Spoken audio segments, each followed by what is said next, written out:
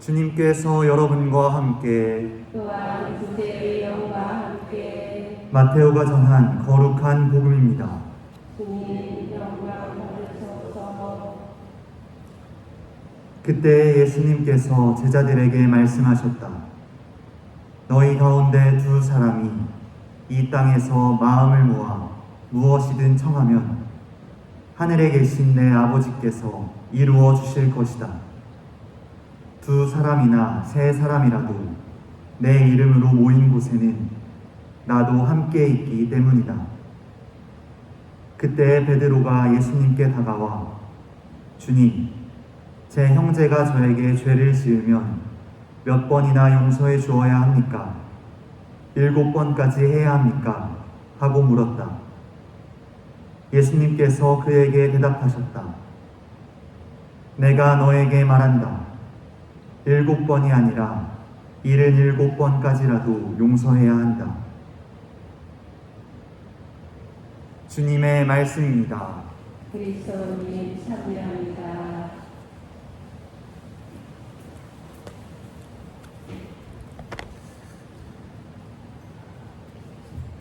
오소서 성령님,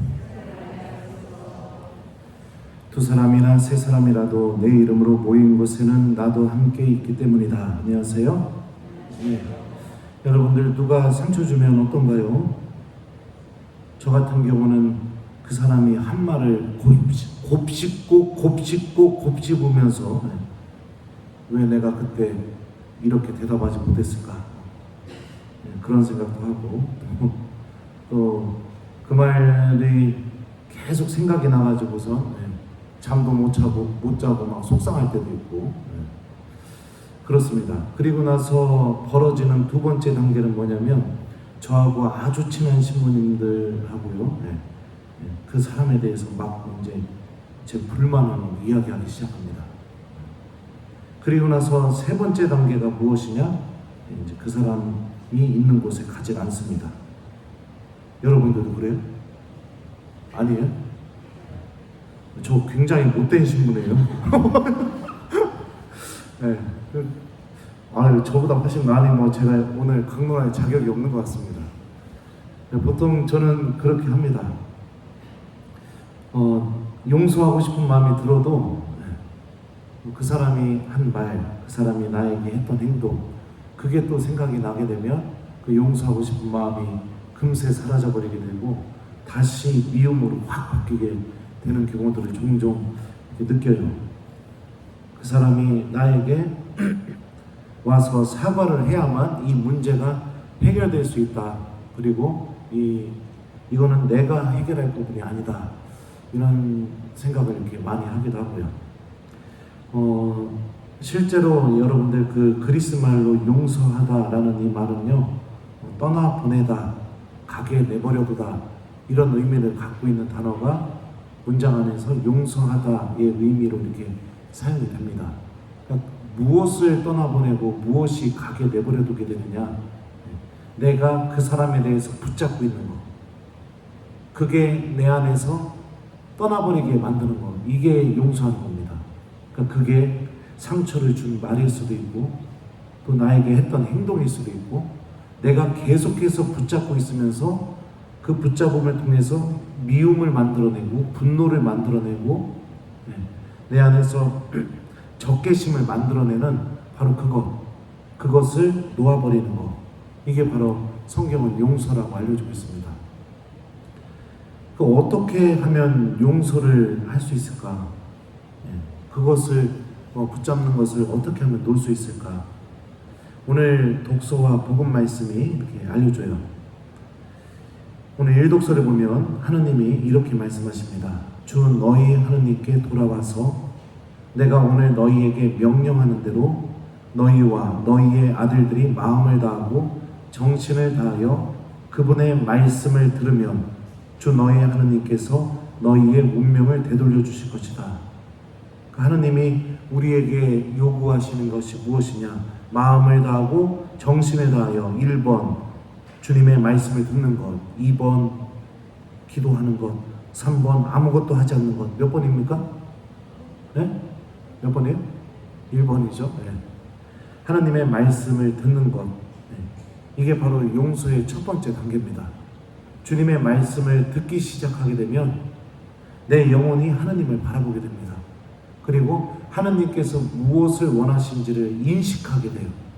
그러면서 내가 지금 이 붙잡고 있는 이것이 하나님 안에서 정당한 것인가, 옳은 것인가, 내가 이것을 그대로 붙잡고 하나님께 가도 영원한 생명을 얻는데 문제가 없는 것인가, 이런 것들을 우리 영혼이 시키지 않아도 스스로 판단하게 되어 있습니다. 이게 정말로 주님의 말씀을 듣게 될 때 벌어지는 일들입니다. 그리고 나서 오늘 이독서 말씀을 보면요, 이렇게 바오로 사도가 이야기합니다. 여러분의 입에서는 어떠한 나쁜 말도 나와서는 안 됩니다. 모든 원함과 격분과 분노와 폭언과 중상을 온갖 악의와 함께 내버리십시오. 그러니까 내 입에서 나가는 험담, 그 다음에 분노가 담겨있는 말, 그 다음에 악의가 가득 찬 말, 그것을 중단해라. 이게 두 번째 단계입니다. 그러니까 말씀을 듣고 내 입에서 악이 가득 차서 나가는 말을 중단해라. 보통 이런 말들은 누구랑 하나요? 1번 싫어하는 사람, 2번 나를 좋아해주고 내 마음을 잘 알고 있는 사람. 누구랑 하죠? 네? 그렇죠? 네. 나를 좋아해주고 내 편에 서주는 사람들에게 보통 우리는 이런 말들을 합니다. 그러니까 그 사람하고 함께 있을 때 그 악의의 참 말을 중단해버려라. 그러면 그 사람하고 무엇을 해야 되는가? 오늘 복음 말씀을 보죠. 너희 가운데 두 사람이 이 땅에서 마음을 모아 무엇이든 청하면 하늘에 계신 내 아버지께서 이루어 주실 것이다. 두 사람이나 세 사람이라도 내 이름으로 모인 곳에 나도 함께 있기 때문이다. 그러니까 그 사람하고 험담하지 말고 그 사람하고 나에게 상처를 준 그 사람을 용서할 수 있도록 기도하여라. 예수님이 이렇게 말씀하시는 겁니다. 내 편에 서주고 항상 내 이야기를 들어주고 내 입장에서 누구보다도 나를 가장 잘 이해하는 그 사람과 험담하지 말고 악에 가득 찬 말을 하지 말고 그 사람에게 기도를 부탁해라. 내가 저 사람을 용서할 수 있도록, 내가 저 사람과 다시 올바른 관계를 맺을 수 있도록 도움을 청하는 기도를 부탁하고 또 같이 기도해라. 이게 오늘 말씀이 우리에게 알려주는 용서할 수 있는 방법입니다. 예전에 저는 유학을 마치고 나서 들어오자마자 얼마 안 돼서 굉장히 큰 상처를 받는 일이 이렇게 벌어지게 됐었습니다. 그래서 어떻게 했느냐, 아까 강론 시작했을 때처럼 제 동창 신부님들, 또 저 좋아하는 선배 신부님들, 또 제 좋아하는 후배 신부님들 만날 때마다 그 사람 욕을 바가지로 하고 다녔었습니다. 바가지로 하고 다녔어요. 근데 그렇게 해도 이 미움이 사라지지가 않는 겁니다.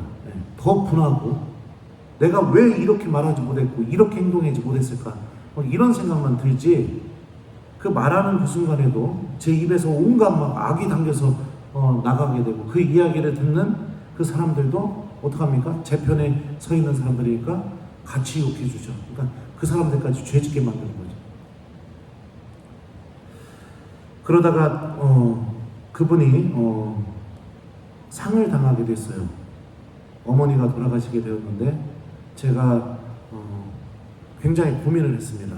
빈소에 갈까 말까. 저에게 했던 행동과 말을 생각하면 도저히 갈 수가 없었습니다. 가기가 싫었어요. 근데 갈까 말까 망설이다가 성경 말씀을 기억하게 됐습니다. 너희가 저마다 자기 형제를 마음으로부터 용서하지 않으면 하늘에 계신 내 아버지께서도 너희에게 그와 같이 하실 것이다. 그 말씀과 함께 생각해 보니까 내가 이렇게까지 미워할 이유가 있을까, 그런 생각이 들더라고요. 그래서 저하고 굉장히 친한 신부님, 우리 본당에 자주 오시죠? 누구죠? 보자 신부님. 네. 전화했어요. 형, 나 거기 빈소 가보려고. 그랬더니 보자 신부님 그러더라고. 진짜? 거기 가게? 진짜로? 그러고요. 나 가보려고. 나 기도 좀 해줘. 나 거기 가서 그래도 잘 이렇게 조문하고 올 수 있도록 형 나 위해서 기도 좀 해주라. 그러니까 우리 부자 신부님이 알았어, 기도해 줄게. 그리고선 저도 기도하면서 그 빈소를 갔어요. 가서 이제 제가 나타나니까 굉장히 놀란 얼굴로 저를 쳐다보더라고요. 그리고선 인사를 드리고, 그리고 나서 그 분하고도 이렇게 인사를 하니까 그분이 와줘서 정말 고마워 이렇게 말을 하는데, 그 말을 듣는 순간 그냥 그 미워하는 마음이 한순간에 그냥 사르르 녹아버리게 되더라고요. 그러면서 그분도 내가 그때 미안했었다고 이렇게 이야기도 해주시고, 그러면서 이렇게 화해를 했던 적이 있습니다. 상처되는 말, 그 다음에 내 영혼이 더 어둠 속으로 내려가게 만드는 그 악에서 나오는 목소리들, 그런 것들 붙잡고 있으면 더더욱 우리는 미움 속에서밖에 살아가지 않게 됩니다. 그 미움이 우리에게 주는 답은 무엇이냐? 단절입니다. 더 이상 그 사람과 아무 상관을 맺지 말자. 인사도 하지 말고, 그 사람 있는 곳에 가지도 말고, 그 사람과 엮일 일도 만들지 마자. 이렇게 우리에게 이야기해요. 그리고 실제로 그렇게 단절을 선택하게 되면 어느 순간에는 굉장히 평화롭고, 또 내가 그 상처로부터 해방된 것처럼 그렇게 느껴집니다. 그런데 문제가 뭐냐? 그 사람 나타나면 다시 또 여기서부터 막 올라와요. 그리고 우리 민족이 잘 보여주고 있죠. 남과 북이 선택한 게 뭐죠? 화해도 아니고 용서도 아니었습니다. 단절이었습니다. 서로가 서로를 상관하지 않고 관여하지 않고, 그러면서 각자 알아서 살자. 이게 남과 북이 선택한 거예요. 그런데 어떤가요? 그 삶이 정말 평화롭습니까? 북한에서 미사일 한번 쏘아 올리기만 하면 우리나라에서 뉴스가 나오기 시작하게 되고, 또 우리나라도 그 북한의 위협으로부터 우리 평화를 지키기 위해서 미국과 함께 군사행동을 하기 시작하고, 천문학적인 돈을 들여서 무기를 사들이고 개발하고, 이게 정말 평화로운 걸까요? 평화는 여러분들 절대로 돈으로 살 수 있는 게 아닙니다. 평화는 용서와 화해로 얻어질 수 있는 겁니다. 주님께서는 우리가 당신의 말씀을 듣고 그 미워하는 마음, 그 마음이 있는 곳에 당신의 말씀이 울려 퍼지게 하기를 바라고 계십니다. 그리고 내가 정말 사랑하는 이들과 함께 험담하고 그 악에서 나오는 말을 하는 것을 중단하고, 그들에게 내가 용서할 수 있도록 기도를 부탁하고, 또 그들과 함께 기도하기를 바라고 계십니다. 하나님이 알려주신 이 용서의 방법, 혹시라도 여러분들 누군가 미워하고 있다면 한번 사용해 보셨으면 좋겠습니다. 저도 한번 써봤더니 효과가 아주 좋습니다. 그래서 미움으로부터 빠져나와 하나님께서 마련하신 은총과 평화 안에 머무는 하나님의 자녀가 되었으면 좋겠어요. 그리고 특별히 오늘은 우리 민족의 화해와 일치를 위해서 기도하는 날입니다. 남과 북이 서로가 서로에게 안전하게 지킬 수 있는, 그 평화를 지킬 수 있는 방법이 무기, 군사 행동, 강력한 힘, 그것이 아니라 대화하고, 또 용서하고, 또 화해하고, 그 방법이 바로 평화를 지킬 수 있는 유일한 길이라는 것을 깨닫고 우리 민족이 서로 화해할 수 있도록 오늘 미사 중에 우리 민족을 위해서도 함께 기도했으면 좋겠습니다. 주님께서 알려주신 이 용서의 방법, 오늘 숙제는 이 방법을 한번 활용해 보기, 이거를 좀 한번 숙제로 드립니다. 그리고 이번 주 내내 혹시 미워하시는 분들, 용서하기 어려운 분들, 그런 분들이 있다면 단절을 선택하지 마시고 하나님의 방법인 말씀을 듣고 기도하는 삶을 선택하는 하나님의 자녀가 되었으면 좋겠습니다. 두 사람이나 세 사람이라도 내 이름으로 모인 곳에 나도 함께 있기 때문이다.